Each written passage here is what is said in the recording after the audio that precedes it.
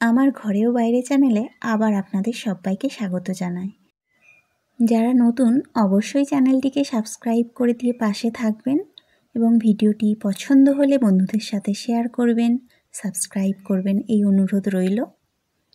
এই ভিডিওটিতে আমি এইবারে শীতকালে কি ফুল গাছ করেছি সেটাই আপনাদের দেখাবো। এবারে দারুণ দারুণ ফুল হয়েছে, দেখুন, দেখলেই বুঝতে পারবেন। এই দেখুন সামনে কত পিটুনিয়া ফুটে আছে। শীতকালে পিটুনিয়া আমার ভীষণই পছন্দের একটি ফুল। খুব কম যত্নে অনেক পরিমাণে ফুল ফোটে, পুরো ফুলে ফুলে গাছ ভরে যায়।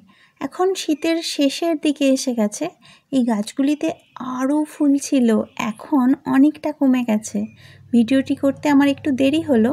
এ দেখুন এখানে একটি লাল রঙের পিটুনিয়া রয়েছে, পাশেই গোলাপি রঙের রয়েছে, পাশে এই যে বাই কালার ফুলটি রয়েছে। এই সাদা রঙের ফুলটা দেখুন, দারুণ দেখতে, একদম সাদা ফুলে ফুলে ভরে গেছে। পিটুনিয়াগুলো পাতলা টবের ওপরেই ভালো হয়। আর ওই যে দূরে দেখতে পাচ্ছেন ওইগুলো হচ্ছে ইনকা গাঁদা।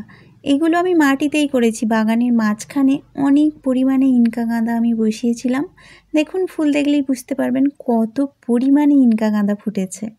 হলুদ, কমলা দু রকমেরই রয়েছে। এ দেখুন এটা বাসন্তী টাইপের হলুদটা, কমলা বলতে ঠিক কমলা তো নয়, হলুদেরই একটু কমলা শেডটা। হলুদ গাঁদার ফুল, রাঙা পলাশ ফুল, এনে দে নইলে বাঁধবো না চুল। গানটা শুনে হাসবেন না যেন, সত্যিই তাই। এই শীতকালে বোধহয় গাঁদা ফুল না হলে পূর্ণ হয় না, সেই জন্যই আমার গানটা মনে জেগে উঠল। এরপরে তো আর বলার অপেক্ষা রাখে না, এটা আমার সবচেয়ে প্রিয় ফুল, জারবেরা। দেখুন জারবেরাগুলো কত সুন্দর হয়েছে, এই লাল কালারটা বুঝতে পারছেন কত সুন্দর। এরপরে রয়েছে ফুলের রানী আমাদের ডালিয়া।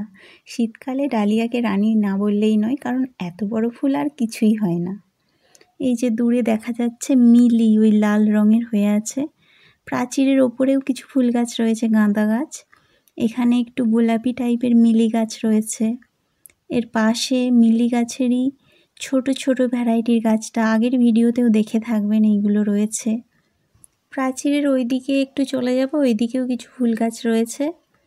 এই দেখুন চন্দ্রমল্লিকা রয়েছে, চন্দ্রমল্লিকা শেষের পথে, দেখাতেও খারাপ লাগছে কারণ আগে খুব সুন্দরভাবে ফুলটা ফুটেছিল, এখন শুকিয়ে আসছে। যাই হোক আমি দেখিয়েই দিলাম।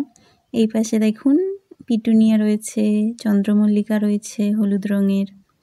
এই পাশে তো কিছু পাতাবাহার গাছগুলো রয়েছে, আমার সেই পাখির ঘর এইসব রয়েছে, দেখছেন কত সুন্দর। এটা ক্যালেনকো গাছ, এই লাল রঙের ক্যালেনকোটা খুব ইজিলি গ্রো করা যায়, আপনারা অবশ্যই রাখবেন বাড়িতে। এখানে কিছু ক্যাকটাসের গাছ রয়েছে, এই দেখুন ক্যাকটাসটা, এইটা এখানে সুতোটা আমার কদিন ধরে হলো আটকে রয়েছে, আমি কিছুতেই ছাড়াতে পারছি না, দেখি আজকে ছাড়াতে পারি কি না। এই যে এই ক্যাকটাসটা রয়েছে না, ক্যাকটাসের কাঁটাগুলো অনেকটা ছিপের ওই মাছ ধরার যে কাঁটা হয় না ওই রকম, মানে হাতেও লেগে গেলে হাতটাও আটকে যায়। এই যে সুতোটা খুব জোরে টানছি, দেখুন এই তো বেরিয়েছে, আমার ভাগ্য অনেক ভালো।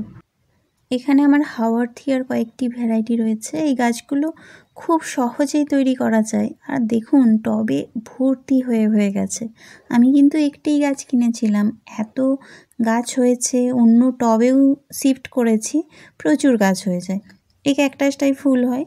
এই ক্যাকটাসটা দেখুন কত সুন্দর, ভর্তি হয়েছে, রঙিন একটু রেডিশ কালার রয়েছে, ভীষণ সুন্দর হয়েছে। এখানে দেখুন এই ক্যাকটাসটা লম্বা লম্বা, এটা একটু আলাদা রকম দেখতে, এটা তো বানিয়ার ক্যাকটাসের একটা ধরন। এইটা হচ্ছে ক্যাকটাসটার নাম শুনলে হাসি পাবে, ওলম্যান। এতক্ষণ উঠোনের বাগানটা দেখছিলাম, এবার ছাদের বাগানটা দেখব।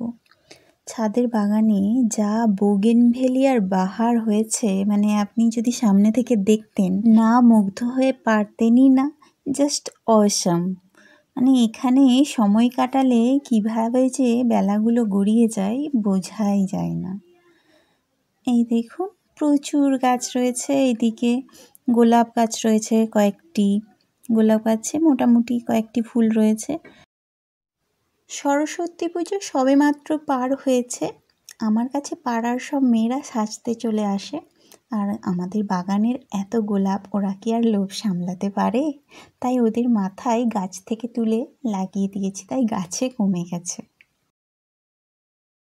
আমার মল্লিকা বনে যখন প্রথম ধরেছে কলি, আমার মল্লিকা বনে তোমারও লাগিয়া তখনই বন্ধু বেঁধেছিনু অঞ্জলি, আমার মল্লিকা বনে, আমার মল্লিকা বনে।